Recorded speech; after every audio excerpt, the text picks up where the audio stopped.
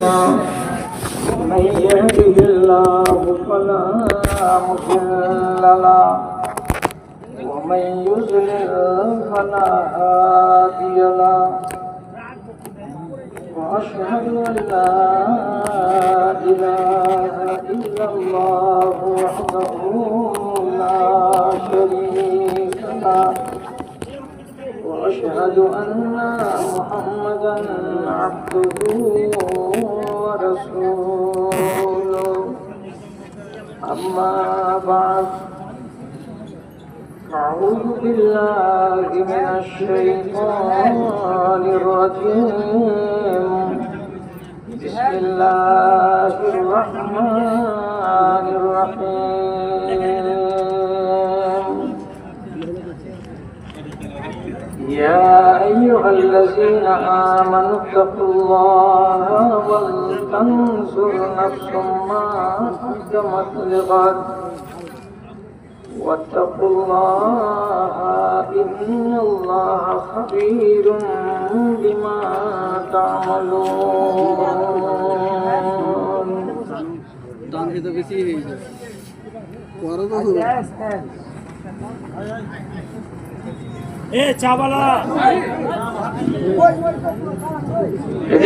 চাওয়ালা এ ভাই ও চাওয়ালা ও বাবা ধান শোনো শোনো বসিও না তুমি আকাশের দিকে উঠো উঠো আকাশের দিকে উঠো তুমি জমিনে বসিও না যার যা খাওয়ার দরকার পড়বে তোমার ওখানে খেয়ে আসবে তুমি সাইডে যাও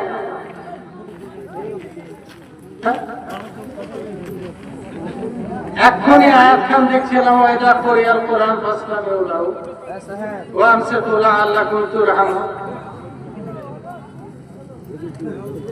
দেখাছে না কোনটা থেকে আয়াত তৈরি হলো যে ওইটা কোরিয়াল কোরআন ফাসলা মুসাই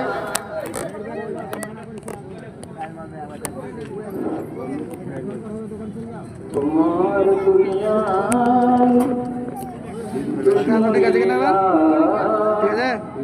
চেয়ে দেখো রহমান কাফেরের হাতে নিধন হতেছে কি করে মুসলমান কাফেরের হাতে নিধন হতেছে কি করে মুসলমান ইজ্জত সব মাটি হয়ে গেল নত হলো মসজিদ যারা ছিল চির মোদের গোলাম আজ তারাই হয়েছে মহান বীর তোমায় ভুলেছি কোরআন ছেড়েছি তোমায় ভুলেছি কোরআন ছেড়েছি তাই বুঝি অপমান তোমার দুনিয়ায় দুশ্মন লীলা আছে দেখো রহমান কাফেরের হাতে নিধন হতেছে কি করে মুসলমান বলির পাঠা হল মুসলিম তোমার চোখের আগে বলির পাঠা হল মুসলিম তোমার চোখের আগে আসাম বোম্বাই মিরাট গুজরাট আর সে হাজারিবাগে আর সে হাজারিবাগে তবু কেন তুমি প্রতিশোধ নিতে হও না কো আগুয়ান তোমার দুনিয়ায় দুশ্মনী লীলা আছে দেখো রহমান কাফেরের হাতে নিধন হতেছে কি করে মুসলমান বাবরিকে যারা শহীদ করেছে তাদের তো তুমি চেনো দোয়া করি মোরা তাদের বাড়িতে বজ্র আঘাত হানো কিছু শোধ হলে মুছে যাবে ঠিক আমাদের অপমান তোমার দুনিয়ায় দুশ্মনী লীলা আছে দেখো রহমান কাফেরের হাতে নিধন হতেছে কি করে মুসলমান সদীয় সভাপতি সাহেব, সমবেত এই এলাকার বিভিন্ন প্রান্ত থেকে মাদ্রাসার এক রাস ভালোবাসাকে বুকে নিয়ে ও ইমানি জজবাকে সাথে নিয়ে উপস্থিত ধনী গরিব, শিক্ষিত অশিক্ষিত, ছোট এবং বড় সকল শ্রেণীর আমার প্রাণের ভাই এবং বন্ধুগণ, তথা আড়ালে মহিলা মহলে স্ক্রিনের সামনে বসে থাকা আমার আদরের মায়েরা এবং বোনেরা, রব্বুল আলামিনের শুকরগুজারি করছি এবং তার সংক্ষিপ্ত স্তুতি বাদ গাইছি যে আমি আমার 46 বছরের এই লম্বা যাত্রাপালায় কত মাদ্রাসায় গেলাম, কত গ্রামে গেলাম, কত জুমা মসজিদের নামে গেলাম, কত কবরস্থানের নামে গেলাম, কত ঈদগাহের নামে গেলাম, বহু জায়গায় গেলাম, ডানে বামে আশেপাশে সব জায়গায় এসেছি, কিন্তু ভবানীপুর এই বড় মাদ্রাসার নামে অনুষ্ঠিত জালসাই আমার জীবনের আজ প্রথম দিন। এই জন্য আমি আল্লাহ রাব্বুল আলামিনের শুকরগুজারি করছি। এই গ্রামকে আমি চিনি 1976 সাল থেকে। কেন চিনি? এই গ্রামে একজন আলেমে দ্বীন ছিলেন, যিনার সাথে আমি কাটিহার ডিস্ট্রিক্টে জীবনের প্রথম জালসা করেছিলাম। ওনার নামটা খেয়াল হয় না, কিন্তু ভবানীপুর, আব্দুল আজিজ সাহেব ভবানীপুর। 5 মিনিট উনি শুধু পাগড়ি বাঁধতেন, আয়না দেখে দেখে। রাহিমাহুল্লাহ, আল্লাহ তাআলা ওনাকে জান্নাতবাসী করুন এবং ওনার উপরে রহম করুন। তারই এই গ্রাম। খুশি হলাম আপনাদের সংখ্যাটা দেখেও। তো আমি আগে আপনাদেরকে বলে দিচ্ছি, আমার ভিতরে আর ওই গরম নেই, আর ওই উত্তাপ নেই, ওই আবেগ নেই, ওই উচ্ছ্বাস নেই, ওই তরঙ্গ নেই। আমি শুধু কোরআন এবং হাদিসের কিছু খালিস কথা টিম টিম টিম টিম করে আস্তে আস্তে করে বলবো। আর এগুলো যাদেরকে ভালো লাগবে তারা একটু সময় দেবে, আর যাদেরকে ভালো লাগবে না তারা সময় না দিতে পারে। কথাটা হলো এইটুকু বিশ্বাস রাখেন যে দুনিয়ার কথাই আপনার ঈমান ভালো হবে না। জোকারি করে যাহা তাহা দুনিয়ার গল্প দিয়ে আপনার মনটাকে লুকিয়ে নেওয়া যাবে 10 মিনিটের জন্য, কিন্তু আপনার কিছু সংস্কার হবে না। এবং রব্বুল আলামিন যে কথাটা বলেছেন যে ওয়াইজা তুলিয়াত আলাইহিম আয়াতুহু যাদাতহুম ঈমানা, অর্থাৎ কোরআনের কথা যদি বলা যায়, সাহাবীদের জীবন থেকে মর্মস্পর্শী কিছু কথাকে যদি সহিসূত্র থেকে বর্ণিত হয়ে থাকে, তাকে মানুষের সামনে তুলে ধরা যায়, তাহলে মানুষের ঈমানে একটুখানি পরিবর্তন আসে। এই আশায় আমি সবসময় চেষ্টা করছি মানুষকে এদিক সেদিকের কথা না বলে, যে কিছু সময় আমার নামে বরাদ্দ হয়েছে সে সময়টুকুকে ভালোভাবে গত করি। আপনাদের সামনে সূরা হাশরের শেষ রুকু থেকে প্রথম আয়াত থেকে বাছাই করেছি। এই আয়াতে আল্লাহ রাব্বুল আলামিন আমাদের মতো সকল মুসলমানকে ডাক দিয়ে বলেছেন যে আজকে এই দুনিয়াতে আপনি বেঁচে আছেন, আপনাকে আর একটা দুনিয়ায় যেতে হবে। সেই দুনিয়ার সফরটা বড্ড লম্বা, এই দুনিয়ার সফরের চাইতে। সুতরাং এত লম্বা সফরের জন্য আপনি কিছু ব্যাগে সামানপত্র গুছিয়ে নেন, যেগুলো সামান আপনার কাজ দিবে। কেন? আপনি এখান থেকে সামান্য দিল্লি যাবেন, 36 ঘন্টার রাস্তা। মাফলার নিচ্ছেন, সোয়েটার নিচ্ছেন, জ্যাকেট নিচ্ছেন, মোজা নিচ্ছেন, কানপট্টি নিচ্ছেন, আবার বোতলে কমপক্ষে 1 থেকে 2 টাইমের জন্য কিছু রুটি তরকারি নিয়ে নিচ্ছেন, বোতলে একটা পানিও নিয়ে নিচ্ছেন। সময়টা কতক্ষণে? 36 ঘন্টা। তার জন্য যদি এতটুকু আপনার প্রস্তুতি হয়, তাহলে যেই সফরটা অতিক্রম করতে হবে আপনাকে, এটা তো অনেক লম্বা। এত লম্বা সফরের জন্য আপনি সম্বল কি নিয়েছেন, এটা আপনাকে আল্লাহ রাব্বুল আলামিন দেখতে বলছেন।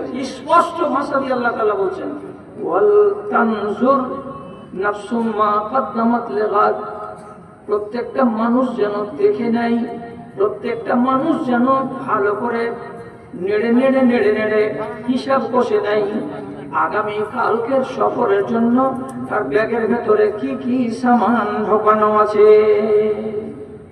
আপনিও দেখুন, এইটাকে আমাদের উর্দু ভাষাতে আলিম উলামা এটাকে বলেন ফিকরে আখিরাত, অর্থাৎ আপনাকে আখিরাত সম্বন্ধে চিন্তা করার জন্য রব্বুল আলামিন তাগিদ দিচ্ছেন। আখিরাত বলে আপনাকে একবার চিন্তা করতে হবে। আমি যে বললাম এটা লম্বা সফর, কেন লম্বা বললাম? যখন আপনি এই দুনিয়াতে আসেন তখন আপনার এই সফরটা 60, 65 থেকে 70 কিংবা 75 কিংবা 80 বছরের হতে পারে।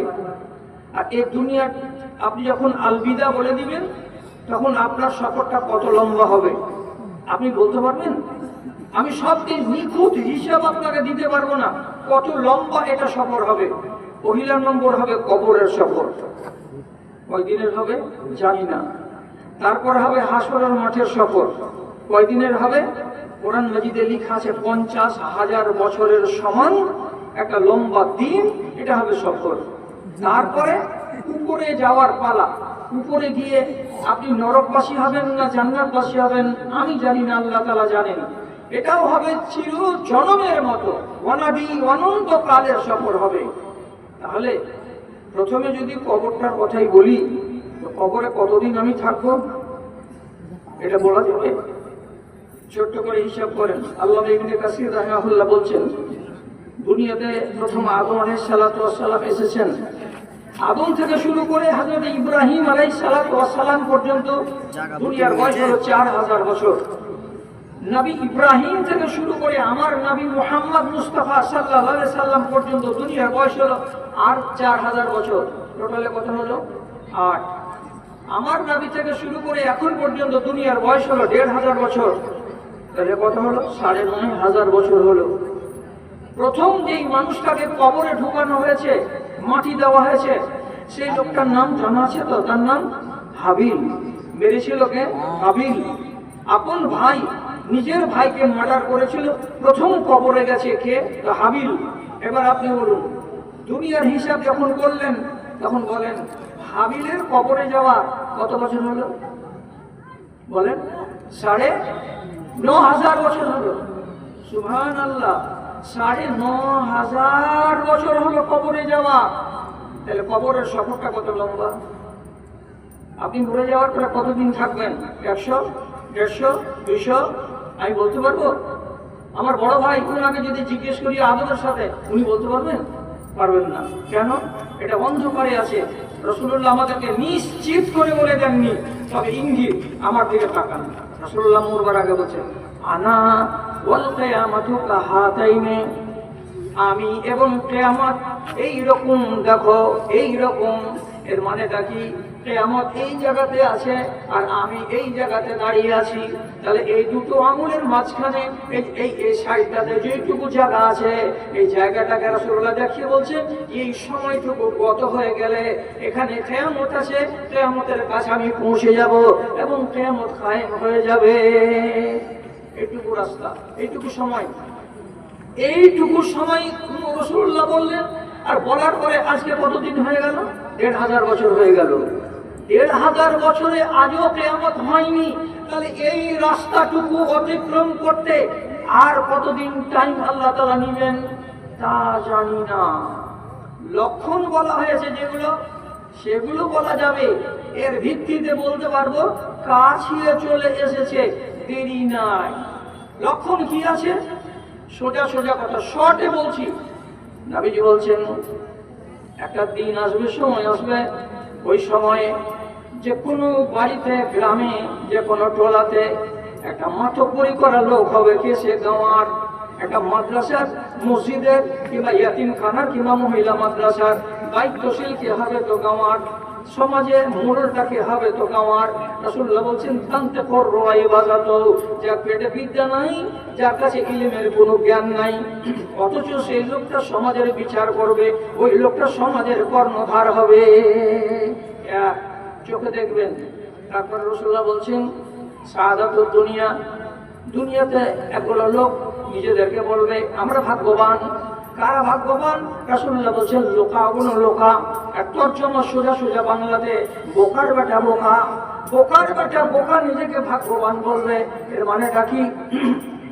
যার বাবারা ধার করে চেয়ে বিড়ি খেয়েছিল, নিজের বিড়ি কেনার পয়সা ছিল না, যার বাবারা এমন ন্যাংটা ছিল মরে কবরে চলে গেছে, তাদের বেটারা হঠাৎ করে কোন এমন ইশারা পেয়ে গেল, ইঙ্গিত পেয়ে গেল, কেউ গুজরাট গেল, কেউ বোম্বাই গেল, আর কেউ কোন জায়গাতে গেল, অনেক টাকাকে অর্জন করলো, উপার্জন করলো, বাড়ি এসে 3 তলা বাড়ি ঠুকে দিয়েছে, আর বাড়ির গেটে কলিং বেল দিয়েছে, ঝর্ণা দিয়েছে ঘরের ভেতরে, এবং যেখানে সেখানে টাইলস বসিয়ে রেখেছে। বাড়িখানা দেখতে গেলে মনে হবে কোন একটা এমএলএ এমপিদের বাড়ি। আর তার দিকে যদি তাকান তাহলে দেখা যাবে এর ভেতরে বিদ্যা নাই, বুদ্ধি নাই, শিক্ষা নাই, দীক্ষা নাই। আর বাবা যেমন ছিল ন্যাংটা পুংটা, তেমনি শিক্ষা দীক্ষার দিক দিয়ে ছেলেটাও ন্যাংটা পুংটা। কিন্তু তার কাছে এত টাকা হয়েছে এবং এত ধন দৌলত হয়েছে যে তার 3 তলা বাড়ি। রাসূল কি বলছেন? লোকা ইবনে লোকা, বেকুফের বেটা বেকুফ হয়ে যাবে সেই দিন, নিজেকে বলবে আমি ভাগ্যবান। এমন দৃশ্যগুলো আজকের জামানায় দেখতে পাওয়া যায়। নবীজি বলছেন ইউকসিরুল আসওয়াক, বাজার বেড়ে যাবে, যেখানে সেখানে মার্কেট দেখা যাবে। যেখানে মার্কেট ছিল না 20 বছর আগে, আপনি নিজের নজর দিয়ে তাকান, এই মোড়ে একটা দোকান, ওই মোড়ে একটা হলো বাজার, আবার এদিকে যাবেন এদিকে একটা মোড়ে বাজার। যেখানেই তাকাবেন, যেখানে গ্রামের ত্রিমোহনী আছে, সেখানে 20টা 30টা করে দোকান খাড়ো হয়েছে, আর সেটাই হয়ে গেছে বাজার। বাজার যেদিন বেড়ে যাবে তো জানতে হবে কিয়ামত কাছে চলে আসছে। তারপরে রাসূলুল্লাহ বলছেন ব্যবসা বাণিজ্য বেড়ে যাবে। ব্যবসা বাণিজ্য সবাই করতে শুরু করে দেবে, একটা মানুষ বসে থাকবে না। ধন বেড়ে যাবে, টাকা বেড়ে যাবে, মানুষের ঐশ্বর্য বেড়ে যাবে, মানুষের আস্তে আস্তে আস্তে আস্তে আর গরিব হয়ে কেউ থাকবে না। বুঝছেন?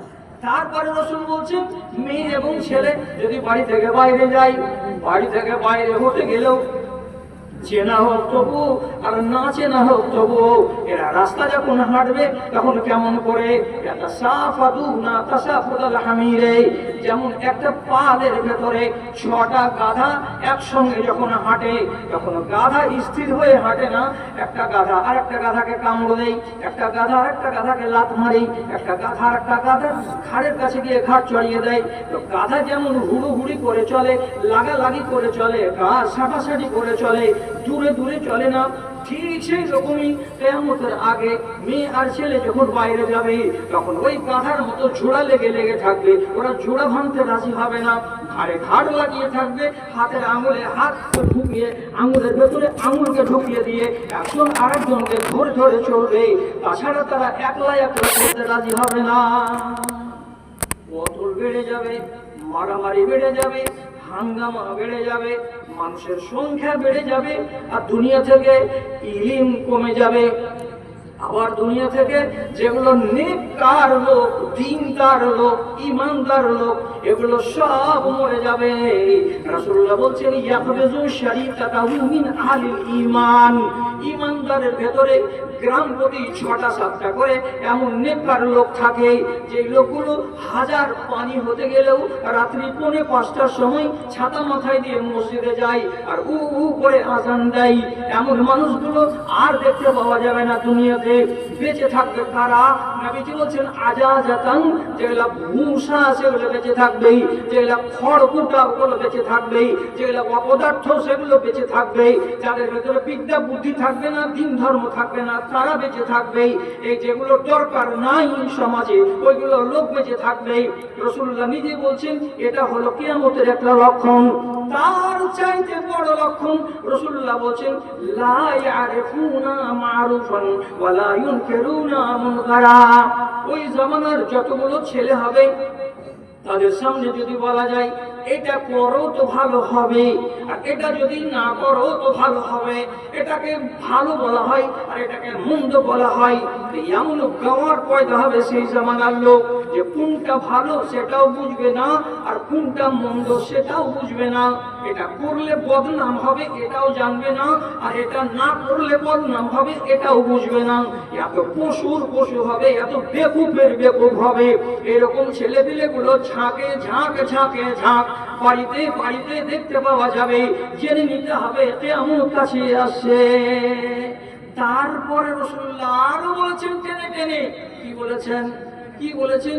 ইন্নাল্লাহা ইউবগিযু কুল্লা জাযারিন জাওয়াজিন সাখাবিন ফিস সুকে জিফাতুন বিল লাইলি ওয়া হিমারুন বিন নাহার। এগুলো হলো মোটা চামড়ার হবে। মোটা চামড়া মানে এমনি পেটের চামড়া মোটা তা তর্জমা নয়। আর বুদ্ধি হবে মোটা, আর আকল হবে মোটা, আর চরিত্র হবে মোটা। কতটা মোটা হবে? রাসূলুল্লাহ বলছেন রাতের বেলায় শুয়ে থাকবে তো মরা কুকুরের মতো, আর সকাল বেলায় জাগবে তো জিন্দা গাধার মতো। এগুলো আবার কোন প্রাণী? এগুলো আবার কোন মানুষের মানুষ? রাসূল বলছেন রাত্রি বেলায় ঘুমাবে তো মরা কুত্তার মতো ঘুমাবে, আর সকাল বেলায় জাগবে তো জিন্দা গাধার মতো জাগবে। এটার তর্জমাটা কি? এর মানেটা কি? কুকুর যদি মরে যায় আর আপনি যদি ট্রেনের কিনারায় রাস্তার কিনারায় ফেলে দিয়ে আসেন, বুধবারের দিন বেলা 10টার সময় কুকুরটাকে ফেলে দিয়ে আসেন, কুকুর যেই হালাতে পড়লো ট্যাঙ্ক উপর দিকে করে মুখটাকে হা করে দাঁতগুলোকে খুলে দিয়ে বুধবারের দিন যাবেন তো ওই হালাতেই আছে, বৃহস্পতিবারের দিন যাবেন তো ওই হালাতেই আছে। কুকুরের হালাত বদলায়নি মরে যাওয়ার পরে। একটা মুসলমানের বাচ্চা, আর বাবা আর ওর মা হলো মুসলমান, আর নিজে ও নাম রেখেছে জি ঠান্ডা করে। কি নাম? রমজান আলী নেই, আবেদ আলী নেই, আসর আলী নেই, নুরুল ইসলাম। মিঠা নাম। আর সেই গুন্ডা রাতের বেলায় কিভাবে ঘুমাবে? বিনা নামাজে, বিনা পা ধুয়ে পাবজি গেম খেলতে খেলতে, ফ্রি ফায়ার করতে করতে 50টা মিলিটারিকে মেরে দেওয়ার পর এবার ঘুমাবে রাত্রি 2টার সময়। রাত জেগে থাকে কারা? রাত সারা রাত জেগে থাকে একটা প্রাণী, তার নাম চোরাচুন্নি। হ্যাঁ না? বুঝেন না? বুঝেন না? চোরাচুন্নির কাজ হলো রাত্রে জেগে থাকা, পেঁচার কাজ হলো রাত্রে জেগে থাকা। আর দিনের বেলায় কোনো গাছের ডালে কোনাতে কোনো কাঠের ফুঁকরে বসে বসে দিন গুনা। কেন? যে রাত জেগেছে, দিনের বেলায় আর দেখতে পাবে না, অতএব শুয়ে শুয়ে ঘুমাও। আর রাসূলুল্লাহ নিষেধ করছেন এশা নামাজ পড়া হয়ে গেলে কোনো মায়ের লাল দুনিয়ার বিষয়ে গল্প করতে পাবে না। হাদিস বলছে বাবুন নাহি আনিস সামারে বাদাল এশায়ে, এশা নামাজের পরে দুনিয়ার কোনো কাজ করা যাবে না। যদি কেউ কিতাব পড়ে, কেউ যদি জালসা শুনে, কেউ যদি কোরআন তেলাওয়াত শুনে, তাহলে করা যাবে। তাছাড়া দুনিয়ার কোনো কাজ এশা নামাজের পরে করা যাবে না। আপনি নিজে বলেন এইবার পাবজি গেম খেলা নেকির কাজ? ফ্রি ফায়ার গেম খেলা, মিলিটারিকে মারা, চারজনে মিলে জুলে গেম ছাড়াছাড়ি করে, এগুলো নেকির কাজ? 12টা পর্যন্ত 2টা পর্যন্ত জাগলো, 6 ঘন্টা ঘুমের ঘাটতি থেকে গেল। এবার ঘুমালো কয়টায়? তো রাত্রি 2:30 3টার সময়। 2:30 3টাতে যদি ঘুমাই তো ওই লোকটার কানে যদি মাইক্রোফোন এনে ভরে দেওয়া যায়, হর্ন এনে আসসালাতু খায়রুম মিনান নাওম, হর্ন বাজতেন। 5 ঘোড়ার পাম্প সেটের যদি স্যালেন্সার ওর কানের কাছে দিয়ে দেওয়া যায়, ও দাজ্জাল চেতন করবে না। কেন পাবে না? ঘুমিয়েছে কটায়? রাত 3টায়। কাঁচা নিন মাত্র 2 ঘন্টা পরে কেউ যদি জাগাবে তো বোরিং ঘরে মেশিন চলতে গেলেও মানুষ ঘুমায়। কেন ঘুমায়? খেলার নাম বাবাজি, জাগতে পারবে না। তাহলে এই যে সারা রাত জেগে থাকলো, সকালবেলায় জাগতে পারলো না, রাতটা ঘুমালো কেমন হয়ে? মরা কুকুরের মতো। এর কোনো পরিবর্তন নেই। আর সকাল যেমনি হবে চেঁচান দেখলেন, খালি ব্রাশটাকে যে জায়গাতে রাখা সেই জায়গাতে যদি কোনো কারণে দেখতে না পাই, এই ব্রাশ রাখা এই ছোট্ট বাসনটাতে যদি কোলগেট দেখতে না পাই, ব্রাশ হাতে করে কোলগেট দেখতে না পেতে গেলে বাড়ির মেয়ে ছেলেদেরকে ডাক দিয়ে বলবে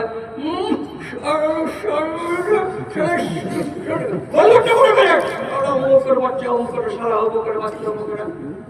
এমন খ্রিস্টি করে মার বোনকে আলিয়া খালিয়া গেলি দিয়ে গাল দিয়ে পর্যন্ত গোষ্ঠীকে উদ্ধার করে রেখে দেবে। এত চেঁচালে কিসের? মুখটা ধুয়ে নিল চামারের মতো বেলা 7টায়। দোকানে অনেক ভদ্রলোক বসে আছে, বসে বসে চা খাচ্ছে। এদের মাঝখানে চলে আসলো, আর আসার পরে দূরে থেকে আওয়াজ বলবে, সলিম ভাই একটা চা দিবি দিয়ে দিকা। এমএলএর ব্যাটা নাকি তুমি? এত জোরে আওয়াজ কিসের? ভদ্রভাবে বসো, তারপরে কিছু চাও, একটা বিস্কুট পাঠা।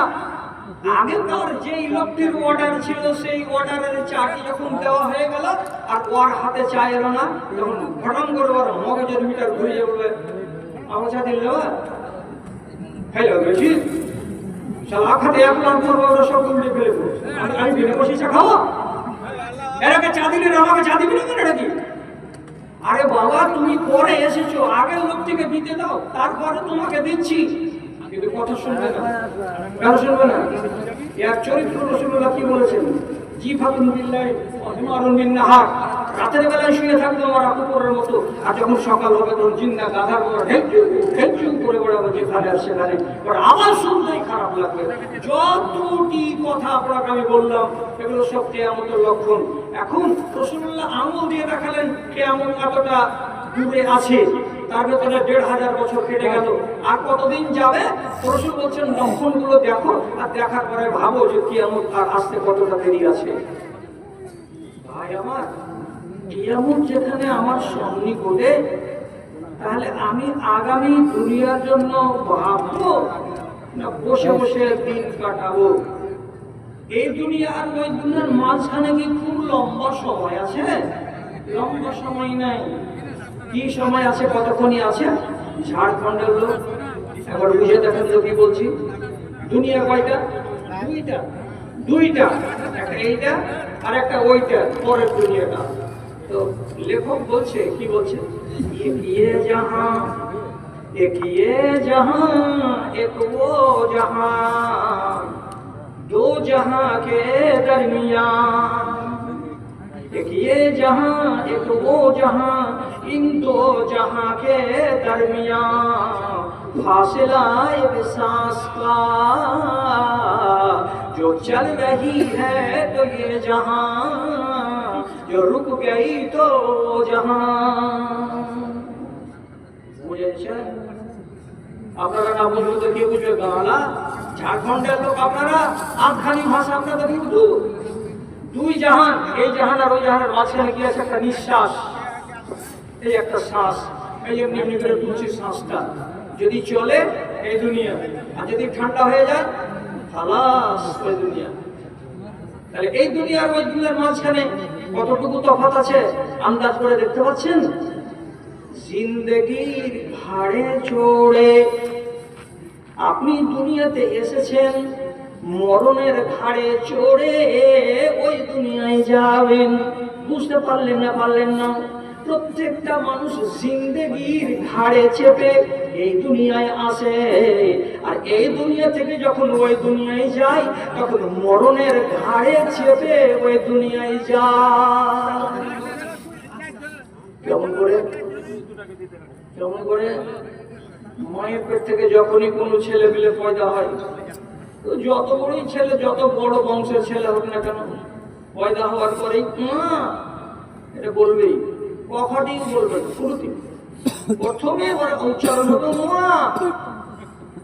তাহলে কাঁদলো, কাঁদাটা কিসের লক্ষণ? বাচ্চাটার জীবন আছে, বাচ্চাটা মরা নয়। এবার একটা মানুষ যদি কি হয়, 70 বছর বয়সে পড়ে গেছে, বিবি বেঁচে নেই, বাড়িতে দুটা বৌমা আছে, বৌমারা কতক্ষণ সেবা করবে? আক্কেল নেই বুড়াটা, পায়খানা করে দিচ্ছে কাপড়ে, পিসাব করে দিচ্ছে কাপড়ে, খাওয়ার বেলা ঠিক খাচ্ছে, নিজের বিছান কাঁথাকে ঠিক রাখতে পারে না, ওর ময়লা মাটি টেনে টেনে টেনে টেনে বাড়ির লোকের বিরক্তি চলে এসেছে। এইরকম যদি বিরক্তি চলে আসে, তাহলে জীবনে কোনোদিন শুনেছেন কোন বাড়ির বউ কি বলবে? মজুর আমার একটা কাপড় নিয়ে গেত বেটায়, 7 মিটার কাপড় গালা নিয়ে গেত, কি করবি বাবা? তোর দাদুকে কি করবি? খবর দিয়ে দিব। কেউ বলে? কেউ বলে? জীবিত মানুষকে কেউ জীবনে মাটি দেয়? জীবনে কেউ মাটি দেয় না। যতক্ষণ পর্যন্ত ও না মরবে ততক্ষণ ওকে কবরে দেওয়া যাবে না। ওকে ওই দুনিয়াতে যেতে হবে মরণের ঘাড়ে চড়ে। কথাটা বুঝা যাচ্ছে? তাহলে আমি এসেছি দুনিয়াতে জীবনের ঘাড়ে চড়ে, আমি যখন এখান থেকে যাব তখন মরণের ঘাড়ে চড়ে, যখন মরণ হয়ে যাবে তখন আমার আখেরাত শুরু হয়ে যাবে। যতক্ষণ আমি আমার শ্বাস চলছে ততক্ষণ আমি দুনিয়াতে আছি। দুনিয়া নিয়ে আল্লাহ রাব্বুল আলামিন ভাবতে বলেননি এবং পরিষ্কার করে বলে দিয়েছেন মাতাউল গরুর, এটা হলো ধোঁকার টাটি। আর এই ধোঁকার টাটিকে নিয়ে তুমি কি ভাবনা ভাবতে বসেছো? অন্য জায়গাতে লেখা আছে জিল্লুন জাইলুন, এটা হলো এমন একটা ছায়া, স্থির হয়ে থাকবে না। আপনি চৈত্র মাসের খরার দিনে একটা বড় বট গাছ দেখে ছায়াতে ব্যাগটাকে মাথার তলে দিয়ে ঘুমাইলেন যে 1.5 ঘন্টা ঘুমাবো এখানে, আর ঠান্ডা এখানে ছায়াটা আছে। 1.5 ঘন্টা গত হয়নি, রোদ এসে আপনার ঘাড়ে চড়ে নিয়েছে আর ছায়াটা পালিয়ে দূরে চলে গেছে। তো যেমন ছায়াটা স্থায়ী নয়, পালিয়ে যাবে, তেমনি দুনিয়াটা আপনার জন্য স্থায়ী নয়, খুব তাড়াতাড়ি পালিয়ে যাবে। এই জন্য রাসূলুল্লাহ বলেছেন দুনিয়াতে থাকো তো কুন ফিদ দুনিয়া কান্নাকা গারিবা ওয়া আবিরু সাবিল, দুনিয়াতে থাকবে তো মুসাফিরের মতো থাকো, অথবা এমন হয়ে থাকো যেন তোমাকে কেউ চিনে না, তোমাকে কেউ জানে না, তুমি একজন মানে গায়ের মারুফ ইনসান, খেপাল আলার মতো হয়ে দুনিয়াতে বাঁচো, তারপর এখান থেকে তুমি কবরে চলে যাও। দুনিয়া নিয়ে ভাবতে বলা হয়নি, ভাবতে বলা হয়েছে আখিরাতকে নিয়ে। তাহলে মানুষ আসছে জীবনের ঘাড়ে চড়ে আর মানুষ যাচ্ছে মরণের ঘাড়ে চড়ে। জি, প্রথম যেদিন তুমি এসেছিলে ভবে, তুমি মাত্র কেঁদেছিলে। ব্যাগ কারণে ভাই ব্যাগ লাও না, অত সুবিধা হবে। ব্যাগ গেল না, আপনার ডরি পাঠাই না। না না, আমার ডরে এখানে পাঠিয়ে যাও যাও যাও ওদিকে যাও, দূরে যাও, আমার কাজকারগুলোর কাছে আসিয়ে না, দূরে দূরে বেড়া যে ভাইগুলো দাঁড়িয়ে আছে ওদের কিনারাতে যান। এই যে দেখেন ব্যাগ গেল, আর এই যে লাল মাফলার গলায় দিয়ে লোকটা গেল, আপনারা আর ব্যাগের ভিতরে দিয়ে দিবেন। একবার ওই কিনারায় যান, কিনারায় যান, ওই যারা দাঁড়িয়ে থাকা লোক তারা আসবে না এদিকে। প্রথম যেদিন তুমি এসেছিলে ভাবে, প্রথম যেদিন তুমি এসেছিলে ভাবে, তুমি মাত্র কেঁদেছিলে, হেসেছিল সবে, এমন জীবন তুমি করো হে গঠন, মরিলে হাসিবে তুমি, কাঁদিবে ভুবন রে, কাঁদিবে ভুবন। তাহলে এবার মরণের ঘাড়ে চড়ে আমাকে যেতে হবে, এটাই হলো দুনিয়ার নীতি। রাসূলুল্লাহ সাল্লাল্লাহু আলাইহি সাল্লাম নিজে ওই দুনিয়াতে গেছেন মরণের ঘাড়ে চড়ে, এবং আদম থেকে শুরু করে আজ পর্যন্ত যত মানুষ দুনিয়াতে এলো সবাই মরণের ঘাড়ে চড়েই গেল। আমিও মরণের ঘাড়ে চড়ে কবরের পানে যাব, তখন আমার যাত্রাটা শুরু হবে। এই যাত্রাটা শুরু হওয়ার আগে আপনার বিসমিল্লাহ হবে কি দিয়ে? মরণ দিয়ে। কি দিয়ে? মরণটা দিয়ে। মরণ ছাড়া আপনি ওই দুনিয়াতে পা রাখতে পারবেন না। এটা আল্লাহ রাব্বুল আলামিন ওসুল, এটা আল্লাহ তাআলা নিয়ম করে রেখে দিয়েছেন। ভালো করে বুঝেন মরণটা কেমন হয়। রাসূলুল্লাহ বিদায় হজ করে বাড়ি ফিরে এলেন তো জ্বর সাথে করে নিয়ে এসেছিলেন। তারপর অসুস্থ অবস্থাতে দিন কাটলো। মরবার কয়দিন আগে নবী করিম সাল্লাল্লাহু আলাইহি সাল্লাম 17 ওয়াক্তের নামাজ মসজিদে নববীতে পড়াতে পারেননি। ইমামতি করেছেন কে? আবু বকর সিদ্দিক রাদিয়াল্লাহু তাআলা আনহু। এবং রাসূলুল্লাহ শুধু আয়েশা রাদিয়াল্লাহু তাআলা আনহার বাড়ি থেকে অনুভব করেছেন যে আমার সাথীরা, আমার সাহাবীরা আবু বকর সিদ্দিকের ইমামতিতে নামাজ আদায় করছে, এটা বুঝতে পারছেন। যেদিন মরবার সময় হলো, ভালো করে শুনেন, রাসূলুল্লাহকে এই দুনিয়া থেকে ওই দুনিয়ায় যেতে হবে। কার ঘাড়ে চড়ে যাবে? মরণের ঘাড়ে চড়ে যাবে। মরণটা কেমন জিনিস? স্বাদের জিনিস, ইন্টারেস্টের জিনিস। খুব স্বাদ আছে এর ভিতরে? জি না, মরণের স্বাদ নাই। এবং আপনাকে বলে দিয়েছি, আমার বড় ভাই আমার সাক্ষী, পৃথিবীতে এমন কোনো মানুষ নেই যে হাসতে হাসতে বলেছে আল্লাহ তুমি আমাকে আগামী রোগের হতে হতে মরণ দিয়ে দাও। কেউ বলে না। যখন বেশি ঠেলায় পড়ে যায় তখন মানুষ বলে, আর বাঁচতে জি করে না যে আল্লাহ আমাকে তুমি 3-4 দিনের ভিতরে মেরে ফেল দাও তো আমি মরে যাব। এটা বলা ফের ভুল। কোনদিন কোনো মানুষ মরণকে চাইতে পারবে না, এটা চাওয়ার জিনিস নয়। ভালো মানুষ হলেও চাইতে পাবে না, মন্দ মানুষ হলেও চাইতে পাবে না। ভালো মানুষ হতে গেলে চাইবে না কেন? সে যদি আর 10 দিন বাঁচে তো তার আমল বেশি হবে, এই জন্য মরণ চাইতে পাবে না। যদি মন্দ মানুষ হয় তাহলে সে মরণ চাইতে পারে না। কেন? আর 7 দিনের মধ্যে সে যদি তওবা করার সুযোগ পেয়ে যায় তাহলে তার বিগত দিনের গুনাহগুলো মুছে যেতে পারে। এই সুযোগ হাতছাড়া করা যাবে না। এই জন্য ভালো মানুষ হতে গেলেও মরণ চাওয়া যাবে না, মন্দ মানুষ হতে গেলেও মরণ চাওয়া যাবে না। এটা চাওয়ার জিনিস নয়। তবে যদি একবারে আপনার মন হয়ে যায় যে না আমি মরবো, আমার আর ভালো লাগে না, তাহলে আপনাকে এইভাবে মরণ চাইতে হবে যেভাবে রাসূল চেয়েছেন। কিভাবে চাইতে হবে? আল্লাহুম্মা ইন কানাতিল মাউতু খায়রান লি, আল্লাহুম্মা ইন কানাতিল হায়াতু খায়রান লি ফাআহইনি ওয়া ইন কানাল মাউতু খায়রান লি ফাআমিতনি। হে রব্বে কারীম, আমার বেঁচে থাকাটা যদি ভালো হয় তাহলে তুমি আমাকে বাঁচিয়ে রাখো, আর আমার মরে যাওয়াটা যদি ভালো হয় তাহলে তুমি আমাকে মওত দান করে দাও। তার মানে কি? আল্লাহর হাতে আপনি ছেড়ে দেবেন। হে আল্লাহ, আমার বেঁচে থাকা যদি আমার জন্য কল্যাণকর হয় তাহলে তুমি আমাকে বাঁচিয়ে রাখো, আর আমার বেঁচে থাকা যদি কল্যাণকর না হয় তাহলে তুমি আমাকে মওত দান করো। আমি মরে যেতে রাজি আছি মাবুদ। শর্ত দিয়ে দোয়া। এটা চাওয়ার জিনিস নয়, কঠিন তিতা জিনিস নয়। তো দেখেন রাসূলুল্লাহ কি করছেন। 17 রক্তের নামাজ আবু বকর পড়ালেন। কি করে রাসূলুল্লাহ? এবার মরণের দিন মা আয়েশাকে বলছেন পানি দাও বাটিতে। জামফরাতে পানি দেওয়া হলো, ঠান্ডা পানিতে।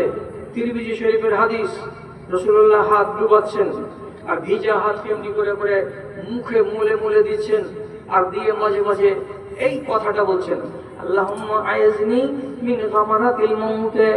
আরেকবার করে বলছেন, আল্লাহুম্মা রাব্বির রাফিকিল আলা, এ আল্লাহ রাব্বুল আলামিন আমাকে রাফিকে আলা অর্থাৎ উচ্চ স্থানে তুমি আমাকে মিলিয়ে দিও।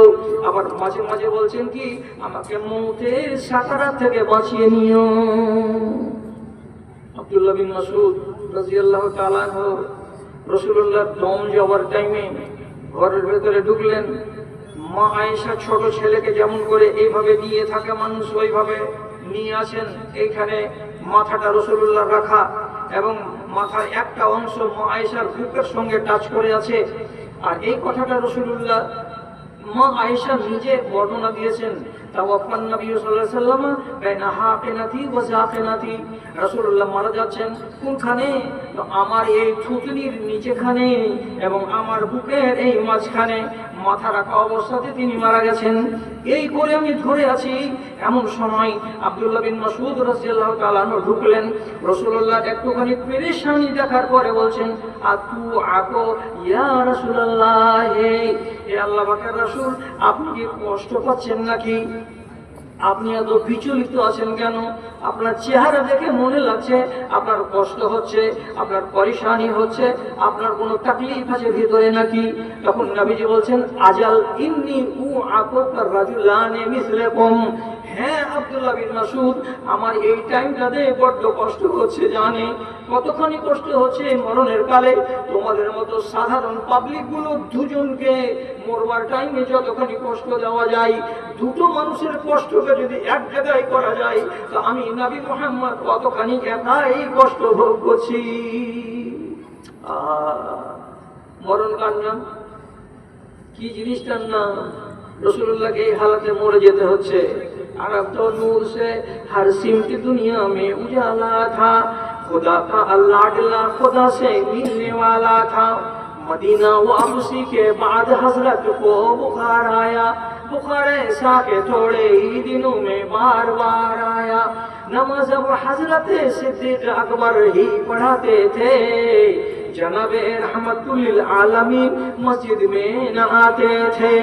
मदीना की दरो दीवार पर हसरत बरसती थी, इधर याद नबी में मुस्तरब मक्का की बस्ती थी। ये हालते रसूलुल्लाह दुनिया छोड़े चले गेलेन। যাত্রা শুরু হয়ে গেল রাসূলুল্লাহর কোথাকার যাত্রা। এবার ওই দুনিয়ার যাত্রা আরম্ভ হয়ে গেল। কেন? নাক দিয়ে আর নিঃশ্বাসটা উঠানামা করে না।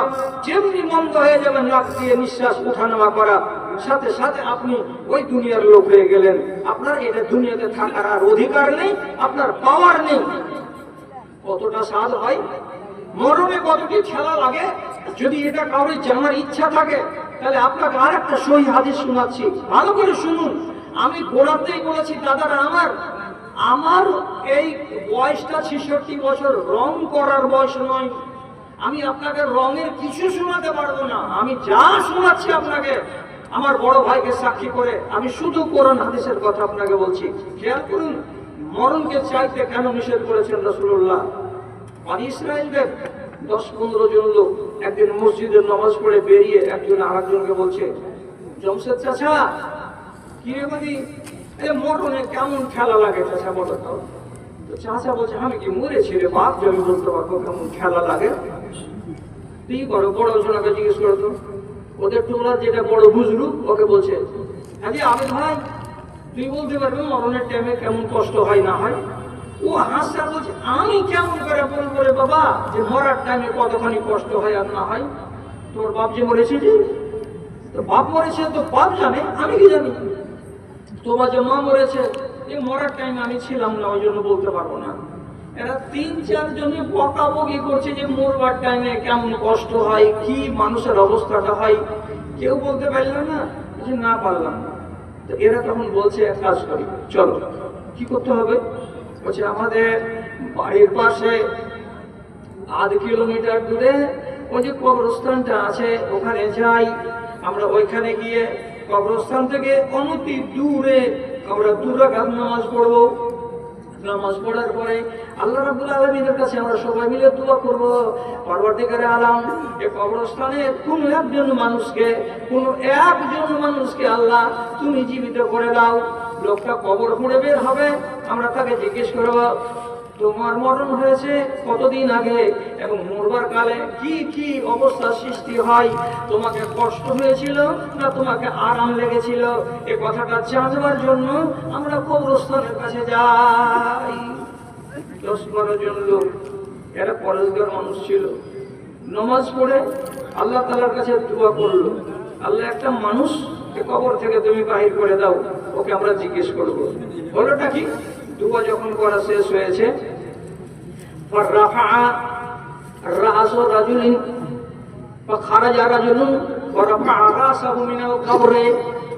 ইতিমধ্যেই ওদের চোখের সামনে কবর থেকে একটা মানুষ যেমন কলা গাছ মাটি থেকে খুঁড়ে উপর দিকে উঠে এইরকম উপর দিকে উঠে এলো, বুক বরাবর উঠে এলো, কোমর পর্যন্ত উঠে এলো, উঠে চোখ খুলে দিয়ে জীবিত লোকটির দিকে তাকাচ্ছে, তাকে বলছে, ও আমার ভাইরা তোমরা কেন দোয়া করলে আর কিসের জন্য তোমরা আমাকে জীবিত হওয়ার আরজি আল্লাহকে জানালে। তোমাদের আরজি জানাবার কারণে রব্বুল আলামিন আমাকে জীবিত করে দিয়েছেন, আমি কবর থেকে বাইরে বেরিয়ে চলে এসেছি। বলো বলো কেন তোমরা আমাকে এইরকম করে ডাকলে। তখন এরা মিঠা সুরে বলছে, ভাই আপনি মারা গেছেন, কবে মারা গেছেন? 2 নম্বর কথা, মরবার কালে অবস্থাটা কি তৈরি হয়, মানুষের কষ্ট হয়, ঝামেলা হয়, কষ্টটা যদি হয় তো কেমন হয়, এই সম্বন্ধে একটুখানি নলেজ নিব, তার জন্য আল্লাহ তাআলার কাছে দোয়া করলাম, আপনাকে জীবিত করেছেন। লোকটার যে বর্ণনা তাতে লেখা আছে খলাসিউল লৌনি, ওর গায়ের রং হলো গমের রঙের মতো, কালো নয় আর ফ্যাকাশে সাদা নয়, একবারে গেহুয়া রং, টক টক টক টক করছে চেহারা, উঠে এসেছে। যখন এরা জানতে চাইলো যে কেমন হয় মরণের টাইমে, তখন লোকটা জবাব দিয়ে বলছে, জবাবটা শুনেন, ভবানীপুরের লোক, বহু পুরাতন মাদ্রাসার আপনারা দরদি, কথার দিকে খেয়াল করেন। উনি কি বলছেন?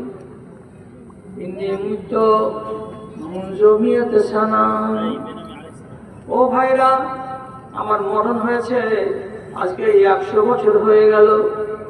100 বছর আগে আমি মরেছি, কবরে আমি চলে গেছি। মরবার টাইমে কতখানি কষ্ট হয় এটা কি দিয়ে জানাবো? সেই টাইমে কতখানি কষ্ট হয়েছিল।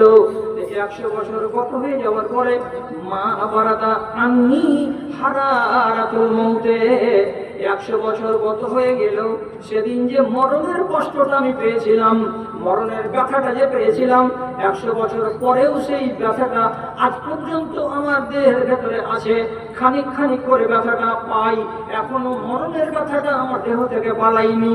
আমি তোমাদের কাছে দোয়া করছি, চাইছি তোমরা নেককার মানুষ আছো, না হলে এমন দোয়াটা আল্লাহ কবুল কেন করলেন? আমি চাইছি তোমরা আমার জন্য দোয়া করো, আইয়ুখাফফিফ আন্নী হারারাতুল মাউতে। আজকে থেকে যেন আমার শরীরে ওই 100 বছর আগেকার মরে যাওয়া মানুষটার ব্যথাগুলো আর যেন দেখতে না পাই, আর আমার শরীরে আর সেই ব্যথাগুলো যেন না থাকে। একটু দোয়া করে দিও রে আমার ভাইরা।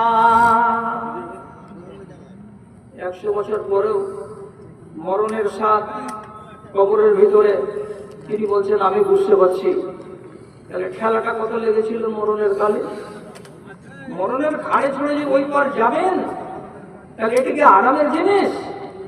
আল্লাহ না করে যদি তকদির খারাপ থাকে, আর যদি আল্লাহর ফেরেশতারা এরকম করে মুচড়িয়ে মুচড়িয়ে নিংড়িয়ে নিংড়িয়ে যদি জান বের করে, তো গোটা দেহটাকে তুস তুস করে রেখে দেবে, গোটা দেহটাকে গোটা করে রাখবে না। আপনাকে আমরা দাফন করব, মনে হবে যে আপনি ঠিকঠাক আছেন, হাড় হাড় সব ভালো আছে, কিন্তু ভিতর দিক দিয়ে যদি দেখতে পাওয়া যায়, তা আপনার শরীরকে সমস্ত গুঁড়া গুঁড়া করে রেখে দেবে। কে তো মালাকুল মউত। জি, বুঝতে পারবেন? এটা পড়ে শোনাচ্ছি, কি হালাতটা হয়। जाएगा जब जनाजा, जाएगा जब जनाजा, घर से मेरा निकल कर, अहबाब सब रोएंगे अफसोस हाथ मल कर। মরে গেছে, মুখ হাসিয়ে বেঁচে নেই, সবাই আহা আহা করছে। नहला के दोष तूने कफन पहना दिया, नहला के दोष तूने कफन पहना दिया, ले जा रहे हैं मुझको कंधा बदल बदल कर, ले जा रहे हैं मुझको कंधा बदल बदल कर। এবার মাইয়াত কি বলছে?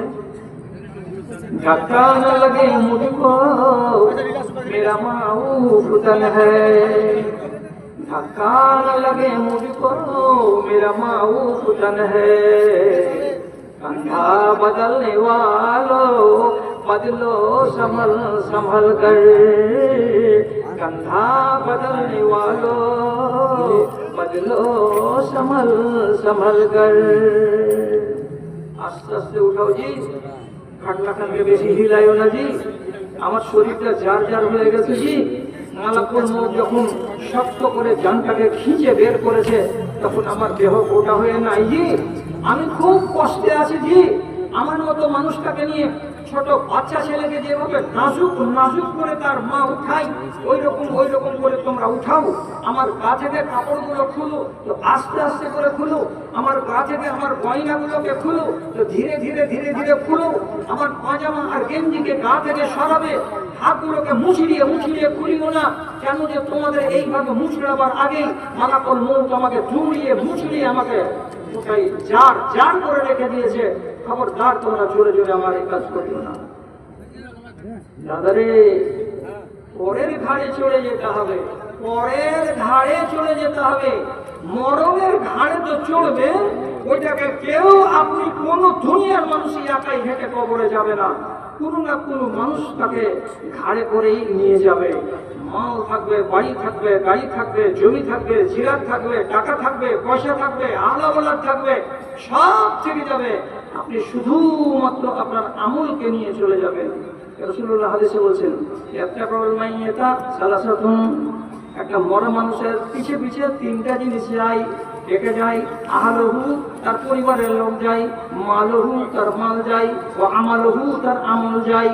পরিবারের লোকগুলো সবাই ফিরে চলে আসবে, আর যেগুলো মাল গেছিল, খাটলিটা ওখানে থাকবে না, ফিরে চলে আসবে। আপনার বাড়িওয়ালি একটা সুন্দর চাদর বিছিয়ে দিয়েছিল, চাদরটাও ফিরে চলে আসবে। বাড়িতে করে পানি নিয়ে গেছিল মানুষের হাত ধোয়াবার জন্য, বাড়িতেও ফিরে চলে আসবে। একটাও মাল কবরস্থানে থাকবে না, বাপ চাচা দাদা দাদা অন্য কেউ কবরে থাকবে না, ফিরে চলে আসবে। শুধু আমলটাকে নিয়ে কবরে যেতে হবে। সই কথা। যাবে তো কোথায়, কিভাবে? ঘাড়ে চড়ে। একটা নাজির আকবরাবাদী বলে, সব গুণ গাইব, কিন্তু স্টেজের গন্ডগোলের গুণ আমি গাইতে পারবো না। এরপরে অন্য জালসাতে যেতে গেলে সেরাসিনের জালসাওয়ালা মন্দিরকে লাগিয়ে দিবে, যাওয়ার পরে ওরা শুরু করবে এখানে ওদের সম্মিলন। তুমি বকো, তোমার কাজ হলো বকা, আর আমরা আমাদের সম্মিলন করি। মৌলবীকে বক্তা লাগিয়ে দেওয়ার পরে তার ডানে আর বামে যদি মানুষ আওয়াজ করে, মোটিভটা নষ্ট হয়ে যায়। আমি কে আসে, আপনারা যা করবেন করেন, আমি চলবো।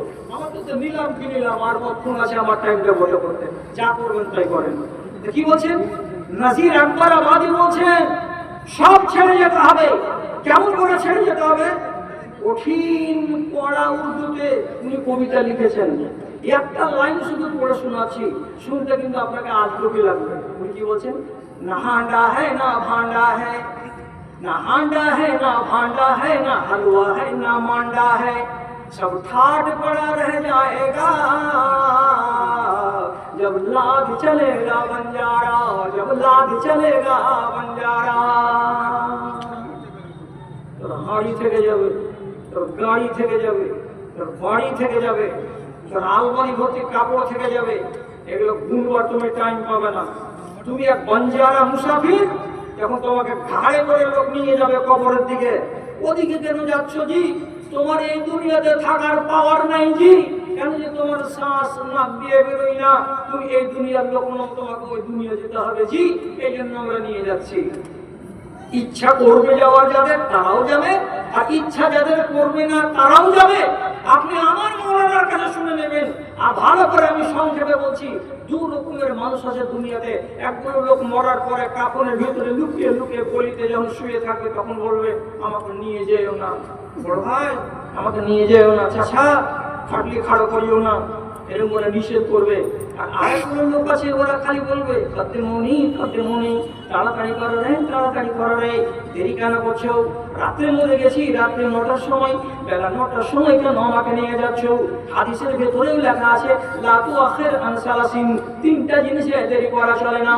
এক হলো কি, নামাজের টাইম যদি হয়ে যায়, তা আপনি বলবেন না যে থামরে আসছি, এটা বলা চলবে না। বাড়িতে যদি বেটি সাগরিকা হয়ে যায়, তো এটা বলা যাবে না যে মেট্রিকটা পাস করুক তারপরে বিয়ে দিব। আর তারপরে রাসূলুল্লাহ বলছেন, দেশে যদি মানুষ মরে যায়, আপনার টোলাতে আপনার পাড়াতে, যখনই মারা যাবে তাড়াতাড়ি করে তাকে দাফন করে দিতে হবে, বেশি সময় নেওয়া যাবে না। এখন ফ্যাশন কি উঠেছে, বাপ যিনি মারা গেল সাথে সাথে খবর হয়ে গেল, বেঙ্গালুরুতে ন্যাচুরাল ব্যাটা আছে কন্ট্রাক্টর, দফাদার, খবর পেয়ে গেল। আচ্ছা ঠিক আছে, তো তোমরা এখন এলান করিও না, আমি ফ্লাইটে চলে আসছি বাড়ি। ফ্লাইট ধরতে গেলে এই মাইয়ারটাকেও ফ্লাট করে রেখে দেবে। আজ রাত্রে মরলো, আগামীকাল 9টা 10টা হয়ে এসছে, মাকে খবর হয় না যে কটাতে জানাজা হবে। বেঙ্গালুরু থেকে প্লেন পায়না করতে করতে যদি একটা পেল, তো কলকাতাতে নামলো বেলা 2টার সময়। ওখান থেকে মারুতি কার নিয়ে এই পাকুড় পর্যন্ত ঢুকতে ওর বেলা 5টা হয়ে গেল। ততক্ষণ পর্যন্ত এলান হচ্ছে, আর এতটার মধ্যেই ওনার বড় ছেলে বাড়ি ঢুকে যাচ্ছে, তারপরে জানাজা শুরু হয়ে যাবে। আপনারা যারা জানাজায় শরীক হবে চলে আসেন। তো রাত 9টার মরা মানুষটাকে সারা রাত রেখে তারপরের দিন সন্ধ্যা 5টার সময় মাটি দেওয়ার এই পাওয়ারটা কে দিল আপনাকে? আল্লামা আলবানী রহমতুল্লাহ আলাইহি পৃথিবী বিখ্যাত আলেম, উনি বলেছিলেন, আমার 2টা বেটা বাইরে দূরে চাকরি করে, দূরে চাকরি করে। আমি যখন মরে যাব, তো আমার লাশকে যেন এই খাটলিতে করে বাইরে রেখে দেওয়া না হয়, যত তাড়াতাড়ি হবে তত তাড়াতাড়ি মাটি দিয়ে দিতে হবে। তো সামান্য 2-2.5 ঘন্টার মুসাফাত তাই করে তার একটা ছেলে আসবে বাপের জানাজায়, এই টাইমটুকু পেল না, তার আগেই আল্লামা আলবানীকে দাফন করে দেওয়া হয়ে গেল। আর 3 ঘন্টার মাথাতে বড় ছেলে এসে যদি দেখছে আমার বাপের জানাজা কমপ্লিট, কি হয়েছে, ওটাকে দাফন করা যাবে না? আর আপনি যে এই 11, 12, 14, 15 ঘন্টা ধরে একটা লাশকে আটকে রেখে দিচ্ছেন কেন? এটা অন্যায় কথা। ও তো বলছে কাফনের ভিতরে ঢুকে ঢুকে কি খাতেমুনি, আমাকে আমার আরামের জায়গায় পৌঁছে দাও, আমাকে আমার আরামের জায়গায় পৌঁছে দাও। দেরি করে বলবে। তাহলে নিয়মের উল্টা হচ্ছে মানুষটা এই দুনিয়াতে থাকার অধিকারী নয়, সুতরাং তাকে তার জায়গায় পৌঁছাও। ভালো হলেও পৌঁছে দাও, মন্দ হলেও পৌঁছে দাও। তোমার দুনিয়ায় শেষ হলো থাকা, তাই তোমার কাছে এলাম। বাপের ঘরে চলতে পারিনি, তাই কাঁধে চেপে এলাম, তাই কাঁধে চেপে এলাম। তোমার দুনিয়া মোহ দিয়ে ভরা, ঘিরে ছিল ভালো আমাকে, রং তামাশাই কেটে গেছে দিন, চিনিনি কো হাই তোমাকে, চিনিনি কো হাই তোমাকে। এক যুগ ধরে ধরাই বাঁচিয়া, এক যুগ ধরে ধরাই বাঁচিয়া কি আমি পেলাম? তোমার দুনিয়ায় শেষ হলো থাকা, তাই তোমার কাছে এলাম। বাপের ঘরে চলতে পারিনি, তাই কাঁধে চেপে এলাম। এটা বাদশা চলে গেছে দুনিয়া থেকে, এটা হাদিসে নয়, এটা দুনিয়ার ঘটনা। একটা বাদশা মরে গেছে, চলে গেছে। দুনিয়ার 1/3 অংশকে শাসন করেছিল, তার নাম সিকান্দার। মরলো যেদিন, ওসিয়ত করে বলছে যতক্ষণ কবরে না যাওয়ার টাইম হবে ততক্ষণ পর্যন্ত গোসল দিয়ে কাফন পরিয়ে আমাকে গলিতে রাখবে। তো যতক্ষণ আমি গলিতে আছি ততক্ষণ আমার হাত দুটা কাফনের ভেতরে রাখিও না, কাপড়ের বাইরে করে রাখিও। কাপড়ের বাইরে, কাপড়ের বাইরে হাত দুটা রাখা আছে এভাবে। এটা কি দেখাতে চাইছেন আপনি? কি দেখাতে চাইছেন? সারাটা জগৎবাসীকে উনি দেখাতে চেয়েছেন সিকান্দারের মালের আলকিয়া ছিল না রে, সিকান্দারের টাকার আর সোনার আর চাঁদির সীমা ছিল না রে, সবকিছুই ছিল সিকান্দারের। কিন্তু আজ কবর যদি যাচ্ছে, একটাও চাবি নিয়ে গেল না, একটাও ব্যাংকের খাতা বহি নিয়ে গেল না, একটাও সোনার মুদ্রাগুলোকে হাতে করে বা কাপড়ের জেবে করে নিয়ে গেল না। খালি হাত এসেছিল, খালি হাত চলে যাচ্ছে। ওই সম্বন্ধে লেখা আছে, উজাড় গয়া ও বাগ, उजड़ गया वो बाग जिसके लाख माली थे, उजड़ गया वो बाग जिसके लाख माली थे। सिकंदर जब दुनिया से चला तो दोनों हाथ खाली थे, दोनों हाथ खाली थे। भाई শিখে রাখেন, কাল দেবে। উত্তরপ্রদেশের লখনৌ টাউনে একটা নবাব ছিল, তার নাম শাহ ওয়াজেদ আলী। ইতিহাস শোনাতে গেলে গায়ের লোম খাড়ো হয়ে যাবে, ওরা শোনাবো না আপনাকে। নিজের পায়ের জুতাটা পর্যন্ত নিজে পরতো না, কাজের মেয়েরা এসে জুতা পরিয়ে দিত। ইংরেজ হানা দিয়ে দিল, তখন তার সেনাপতি এসে বলছে খালের ভেতরে ঢুকে যান, মাটির তলের সুড়ঙ্গে। ইংরেজরা ধাওয়া করে দিয়েছে বিল্ডিং এ।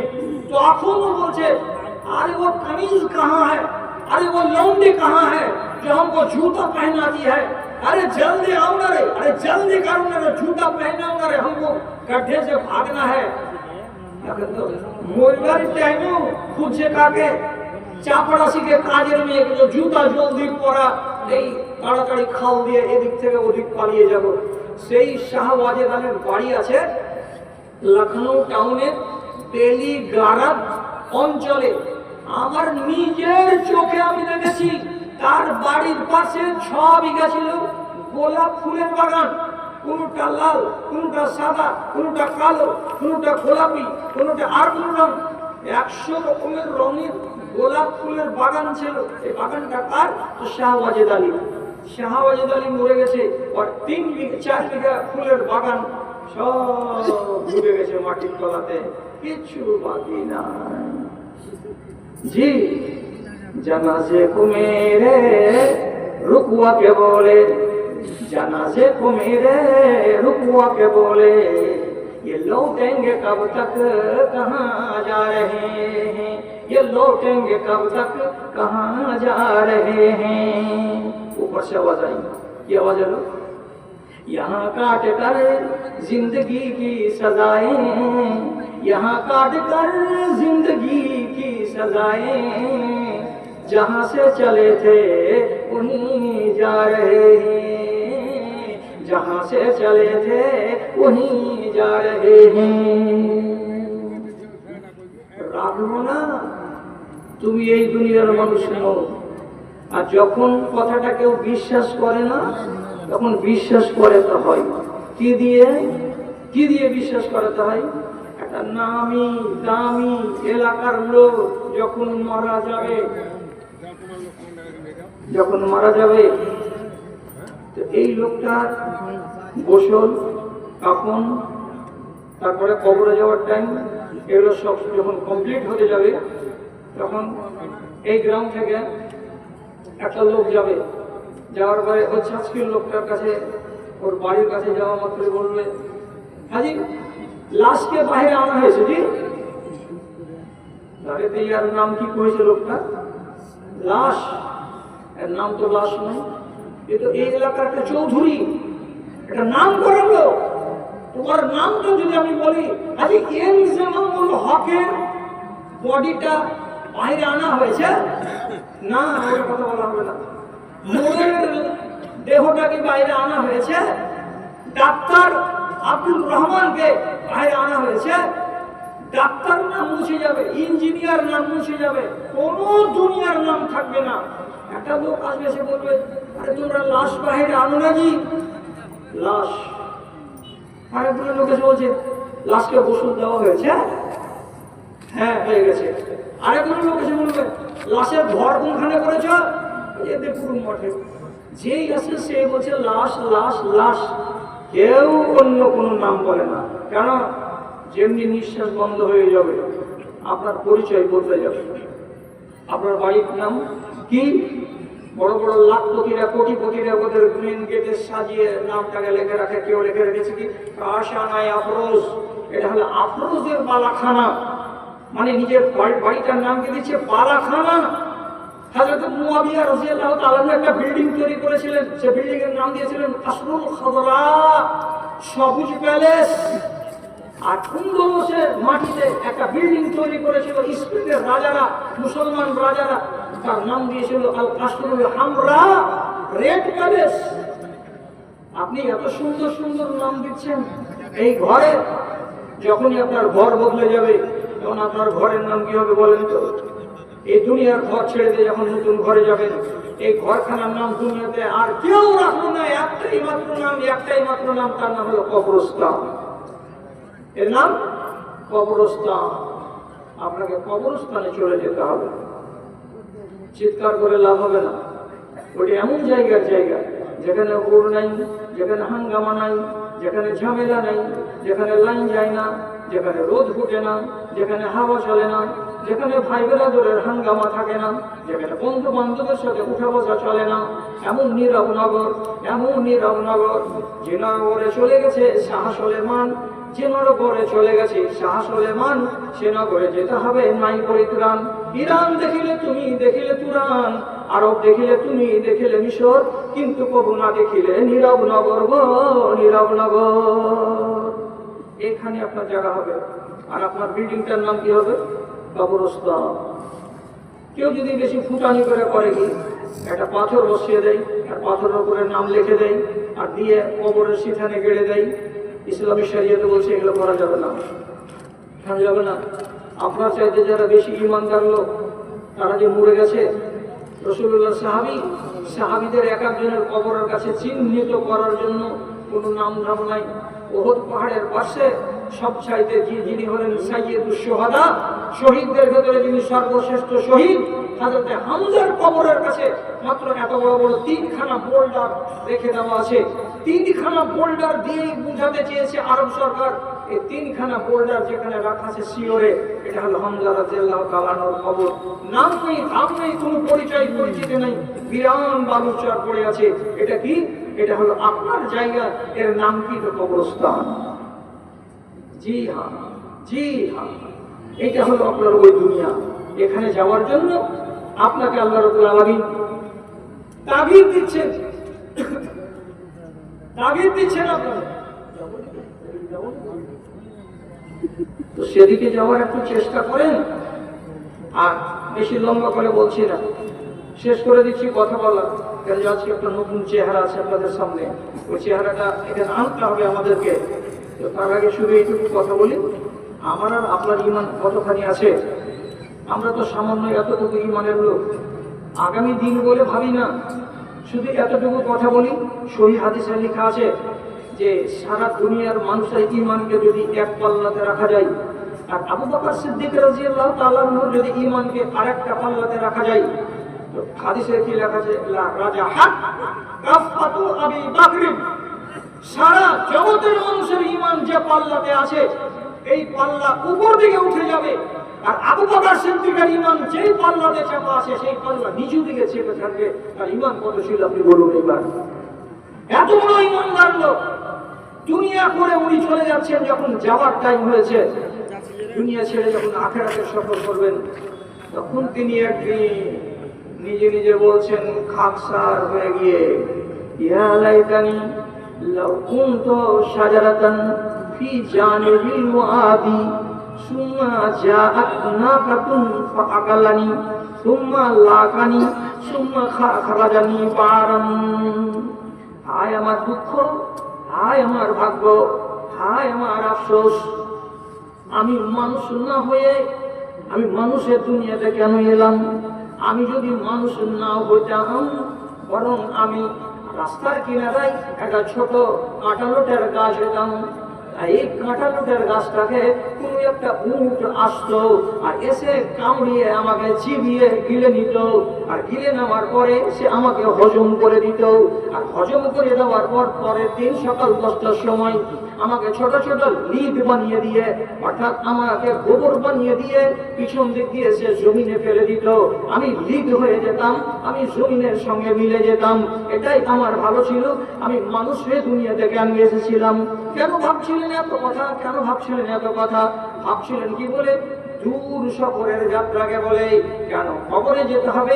1000 বছর শুয়ে থাকতে হবে, কবর থেকে উঠতে হবে, দৌড় লাগাতে হবে। কোথায়? তো যেটা হলো আল্লাহ রাব্বুল আলামিনের তৈরি করা হাসরের মাঠ, প্যালেস্টাইনের এলাকায়। ভারত থেকে এই পাকুড়ের মাটি থেকে দৌড় লাগাতে হবে। একদিনে দৌড়া যাবে কি 4 দিনে দৌড়া যাবে? এত লম্বা সফর আমাকে দৌড়াতে হবে। হাসরের ময়দানে দাঁড়িয়ে থাকতে হবে। কি ভয়ঙ্কর দিন রে আল্লাহ! সহিহ হাদিসে নবীজি বলছেন 300 বছর আসমান থেকে কোনো খবর আসবে না, আল্লাহ তাআলা নিচে নেমেও আসবেন না, ফায়সালা শুরু হবে না, আদালত কায়েম হবে না।